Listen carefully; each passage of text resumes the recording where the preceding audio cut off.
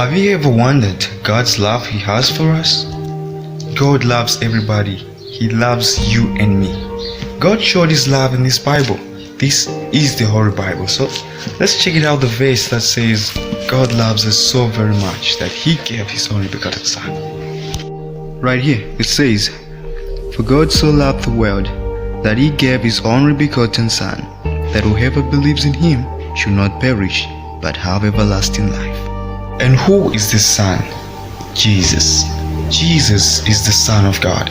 Jesus was the one God sent to come here on earth to show love for us and to help us from all the sins that we have been covered. But now, I wanted to demonstrate the love of God. Now, listen to me very carefully. Do you love God? Or do you have that doubt? Let me give you a picture of God's love. A story about George. George loved not just himself, but every part of his body. But one of George's arm was paralyzed. Whenever it was cold, the arm did not show any signs of help, but it was in cold. George couldn't feel the arm in the cold weather because it was paralyzed. Whenever George was cooking in the kitchen, he couldn't realize that his paralyzed arm was closer to the fireplace. So to save his arm, he used the other arm to move it out of the fire. Then it was free. The challenge that George had was that he was willing to save his arm at all times, but the arm just couldn't give him signal that it's in help. So George now went to the hospital where there were a lot of arms to work on him.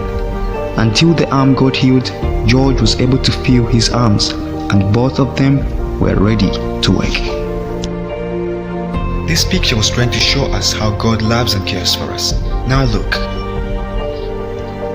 Let's all say George in the picture was God, and the paralyzed arm was you and me. Sometimes we tend to keep quiet, and yet we need God's help.